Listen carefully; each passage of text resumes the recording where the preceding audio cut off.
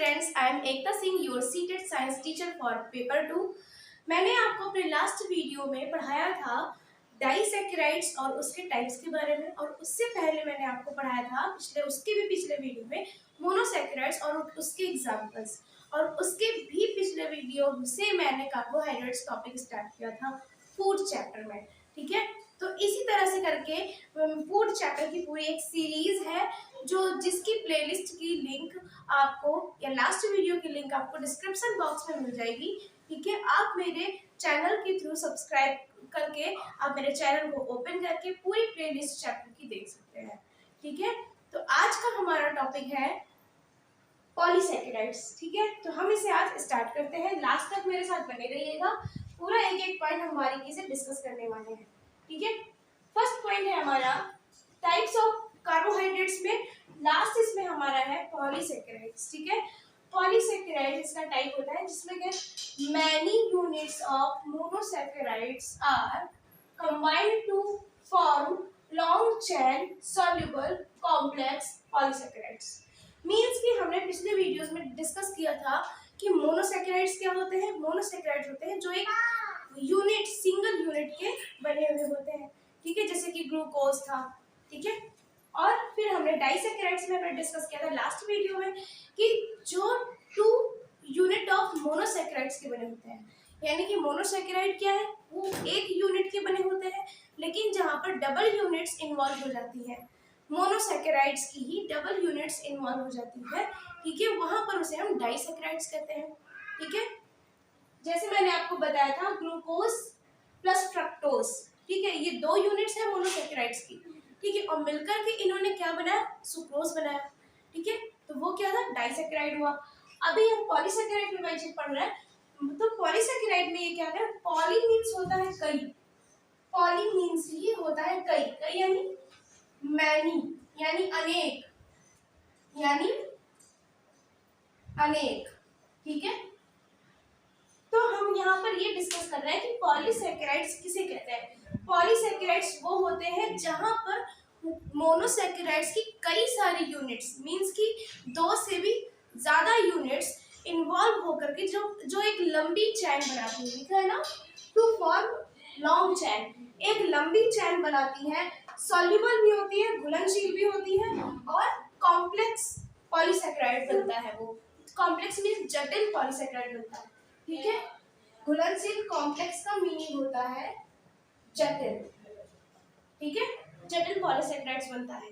कैसे, many units of monosaccharides are combined, जब monosaccharides की कई सारी यूनिट्स क्या होती है, कंबाइन होती है, ज्वाइंट होती है आपस में। ठीक है, या एक मैं अगर फ्रेंडली लैंग्वेज में बताऊं, कॉमन सी लैंग्वेज में बताऊं, तो ऐसा आप समझ सकते हैं कि जब मोनोसैकेराइड्स की कई सारी यूनिट्स आपस में फ्रेंडशिप कर लेती हैं, ठीक है, शेक हैंड कर लेती हैं, ठीक है, तो एक लंबी चैन फ्रेंड्स की उनके बन जाती है, जिसे हम पॉलीसैकेराइड्स कहते हैं।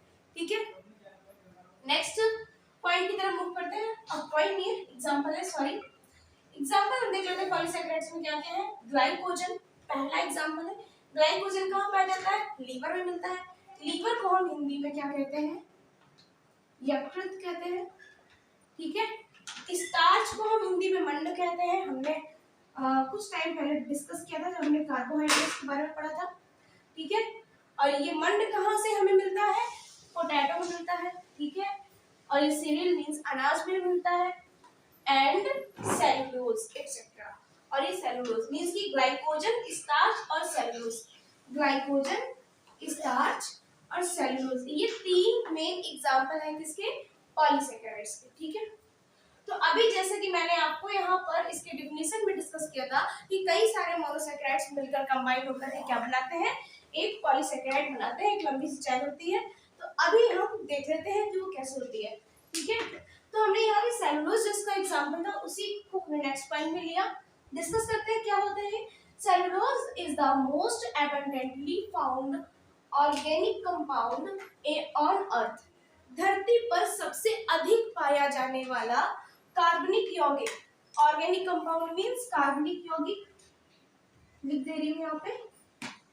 ठीक है, कार्बनिक यौगिक, मोस्ट एबंडेंटली मीन्स कि सबसे अधिक पाया जाने वाला कौन, सेलुलोज, ठीक है, सबसे अधिक पाया जाने वाला कार्बनिक यौगिक होता है धरती पर, ठीक है। अब बायोपॉलीमर जो कि क्या है, एक बायोपॉलीमर होता है एंड पॉलीसेकेराइड और पॉलीसेकेराइड होता है, ठीक है। मैंने इसके जस्ट नीचे ये जो चैन बनाई है, जो रिंग चैन है, ये सारी रिंग्स होती है 1 2 3 4 4 रिंग्स हैं, कंबाइन होकर के सेलुलोज का फॉर्मेशन कर रही है, ठीक है। ये अदर है, ये अदर है, ठीक है, वो अदर, ये सारे मोनोसेकेराइड यूनिट है जो ये ओ बॉन्ड के थ्रू क्या है आपस में ज्वाइन है, ठीक है। ये वाली जो रिंग चैन है ये यहाँ से कंबाइन है, यहाँ से, ठीक है, यहाँ से ये इस तरह से, ठीक है। यहाँ पे आगे स्पेस नहीं था बोर्ड में, इसलिए मैंने ये वाली रिंग चैन यहाँ पर बना दी। तो ये जो यहाँ से इस तरह से कंबाइन है ये, ठीक है, ये इस तरह से यहाँ पर H है आपका ये वाला, और फिर यहाँ से O आ जाएगा ऐसे, ये वाला, ठीक है। तो ये इस तरह से है, यहाँ से कंबाइन है, ठीक है। तो ये देखिए ये 4 यूनिट्स है हमारे पास में, 4 यूनिट्स मिलकर के 1 2 3 4, ठीक है। ये 4 यूनिट्स है जो कि आपस में कंबाइन है, शेक हैंड किए हुए हैं, ठीक है, किसके थ्रू, ओ बॉन्ड के थ्रू, ओ बॉन्ड के थ्रू, ओ बॉन्ड के थ्रू, ठीक है। ये आपस में इंटरलिंक्ड है, ठीक है, और ये इंटरलिंक्ड है मींस ये एक चैन बन गई, ये आपस में जुड़ने की वजह से हम इसे एक चैन बोलेंगे। और ये जो एक लंबी सी चैन है ये किसका फॉर्मेशन कर रही है, सेलुलोज का फॉर्मेशन कर रही है, ठीक है। यही इसका जो फीचर है लॉन्ग चैन होना, और ये जो कॉम्प्लेक्सिटी जो ये दिख रही है, जो ये जटिलता दिख रही है इसकी संरचना में, ठीक है, ये इसका दूसरा फीचर हो गया। तीसरा हमने क्या पढ़ा था, सॉल्युबल, कि ये घुलनशील होता है, ठीक है। ये तो इस वजह से ये जो सेलुलोज हमारा बना है ये हमारा पॉलीसेकेराइड होता है, ठीक है। आई होप आपको यहाँ तक समझ में आया होगा ये। तो आज के लिए पॉलीसेकेराइड हमारा यहीं से कंप्लीट होता है। आज के लिए इतना ही, मिलते हैं नेक्स्ट वीडियो में नेक्स्ट टॉपिक के साथ। नेक्स्ट टॉपिक होगा हमारा फंक्शंस ऑफ कार्बोहाइड्रेट्स। देखना ना भूलिएगा, चैनल को मेरे सब्सक्राइब जरूर करें, मेरे आने वाली हर वीडियो की नोटिफिकेशन सबसे पहले आप तक पहुंचेगी। धन्यवाद।